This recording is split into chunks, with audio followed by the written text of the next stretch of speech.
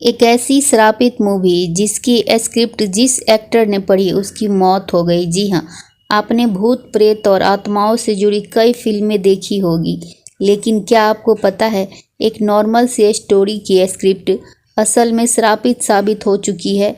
यह एक Hollywood film बनने वाली थी, लेकिन इस फिल्म की स्क्रिप्ट ने एक्टर्स समेत 6 लोगों को रहस्यमय तरीके से अपना शिकार बना लिया, जिस कारण यह फिल्म कभी भी नहीं बन पाई।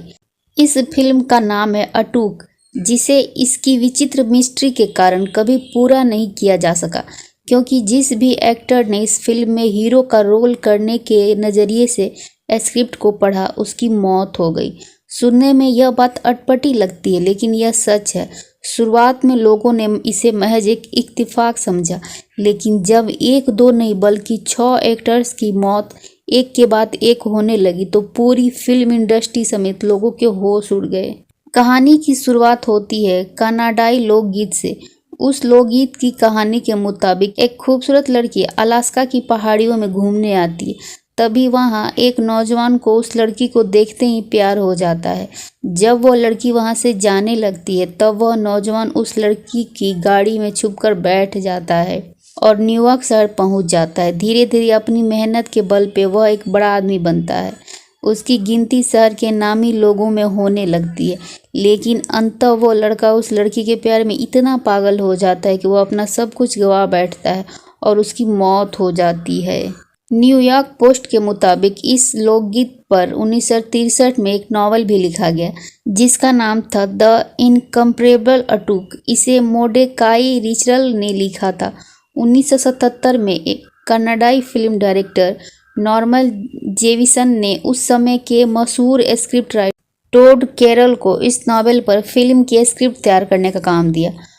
टॉड को इस फिल्म की स्क्रिप्ट को तैयार करने में पूरे 2 साल का समय लगा। 1979 में इस फिल्म की स्क्रिप्ट फाइनल हुई। सबसे पहले फिल्म में हीरो के रूप में कॉमेडियन एक्टर जॉन बेलुसी को चुना गया। उन्हें स्क्रिप्ट पढ़ने के लिए दी गई। उन्होंने फिल्म में अटूक के हीरो का रोल प्ले करने के लिए हाँ कर दी। यहीं से इस रहस्यमय स्क्रिप्ट को मिला अपना पहला शिकार, क्योंकि स्क्रिप्ट पढ़ने के कुछ दिन बाद ही जॉन बेलुसी एक होटल के कमरे में ड्रग्स ओवरडोज के कारण मृत पाए गए। इस मौत के बाद फिल्म प्रोजेक्ट को अस्थायी रूप से रोकना पड़ा। लेकिन 1987 में एक और कॉमेडियन एक्टर सैम किनीसन को इस फिल्म में लेने का सोचा गया। उन्हें यह स्क्रिप्ट पढ़ने को दी गई। सैम ने फिल्म में काम करने के लिए हामी तो भर दी थी, लेकिन बाद में उन्होंने स्क्रिप्ट में कुछ बदलाव करने की मांग करी। उनकी मांग को फिल्म के डायरेक्टर ने मानने से मना कर दिया। इसके कुछ दिन बाद सैम का एक गंभीर कार एक्सीडेंट हुआ। इसमें उनकी मौत हो गई। कार में उस समय सैम के साथ मौजूद उनके दोस्त ने बताया कि मरने से पहले सैम एक ही बात बोल रहे थे, I don't want to die, मानो वह किसी अदृश्य शक्ति से बात कर रहे हो। फिर अपनी आखिरी सांस लेने से पहले उन्होंने कहा ओके ओके ओके। इस मौत के बाद लोगों को लगने लगा कि फिल्म किसी बैड लक से भरी हुई है। इसी वजह से इस फिल्म से जुड़े लोगों के साथ इस तरह की घटनाएं हो रही है। वहीं कई लोगों ने इस बात को वहम करार देते हुए नकार दिया। इसके बाद इस फिल्म में अटूक के रोल के लिए जॉन कैंडी को चुना गया। सन 1993 में उन्हें इस फिल्म की स्क्रिप्ट सौंप दी गई। जॉन ने हीरो के रोल के लिए हामी भर दी। इसके कुछ दिन बाद ही जॉन भी होटल के कमरे में अजीब अवस्था में मृत पाए गए। उनकी मौत की वजह कार्डियक अरेस्ट को बताया गया। इस फिल्म की स्क्रिप्ट माइकल ओडोनोगी नामक शख्स ने जॉन कैंडी को दी।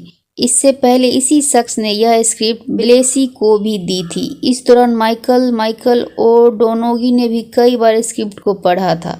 कहा जाता है शायद इसी कारण वह भी स्क्रिप्ट के सांप की चपेट में आ गया और उसकी भी असमय मौत हो गई। अब लोग काफ़ी हद तक इस बात से सहमत हो चुके थे कि जो कोई भी इस स्क्रिप्ट को पढ़ता है उसकी रहस्यमय तरीके से मौत हो जाती है।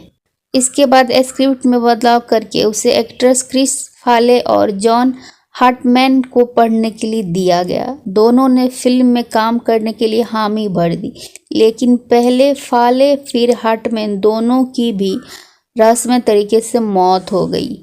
इन मौतों के बाद अब सभी लोग मान चुके थे कि ये एक श्रापित स्क्रिप्ट है। जो भी इसे पढ़ता है उसकी मौत होना तय है। न्यूयॉर्क पोस्ट के मुताबिक इस फिल्म प्रोजेक्ट को हमेशा के लिए बंद कर दिया गया। साथ ही इसकी ओरिजिनल स्क्रिप्ट को किसी गुप्त जगह में छुपा दिया गया ताकि कोई और इस श्रापित स्क्रिप्ट का शिकार ना बने। हालांकि इस स्क्रिप्ट की कॉपी आज भी इंटरनेट पर मौजूद है, लेकिन असली स्क्रिप्ट को कहां छुपाया गया इसके बारे में किसी को भी जानकारी नहीं है। आपका इस मूवी के बारे में क्या कहना है, कमेंट करके जरूर बताना।